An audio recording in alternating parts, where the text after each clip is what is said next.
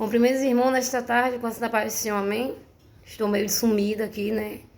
Não trouxe mais uma palavra para o coração dos irmãos por conta de enfermidade, né? Passei por um vento muito forte, uma tempestade que se levantou, né, na minha vida.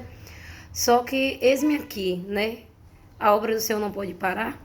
E a palavra que eu tenho para os irmãos hoje se encontra em Ezequiel 37, onde vai nos contar que o Senhor Deus manda Ezequiel em espírito a um vale que está cheio de ossos sequíssimos. E o Senhor pergunta a Ezequiel se poderá reviver aqueles ossos. Ezequiel diz ao Senhor: Senhor, tu sabes. Então o Senhor manda que Ezequiel profetize.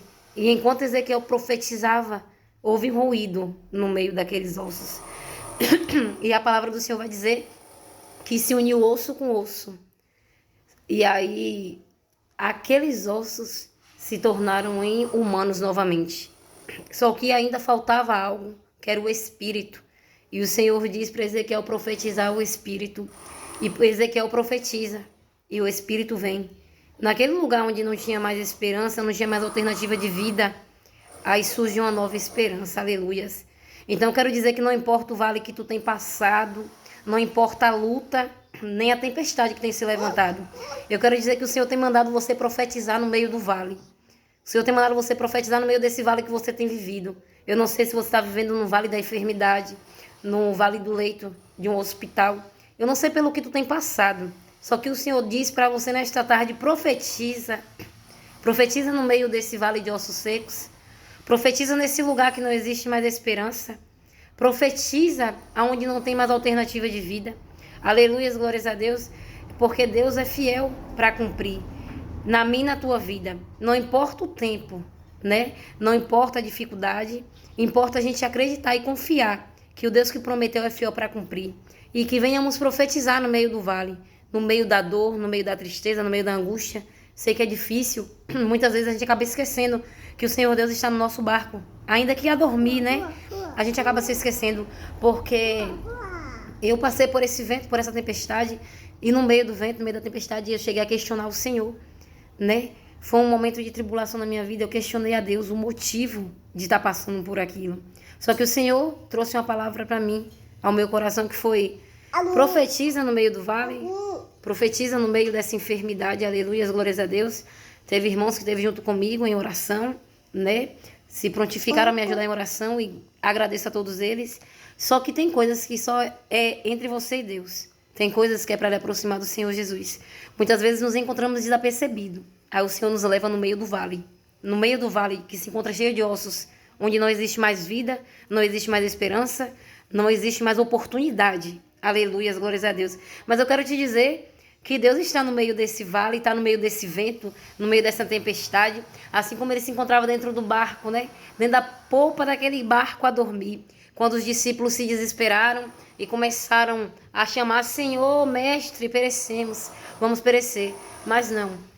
Quero te dizer que a tempestade e o vento não é para a morte, né? É para a honra e glória do Senhor. O Senhor Deus não se atrasa, ele chega no momento e na hora exata, assim como ele chegou no velório do filho da viúva de Naim. Ele não se atrasou, ainda que ninguém havia pedido que o milagre viesse a acontecer naquele lugar.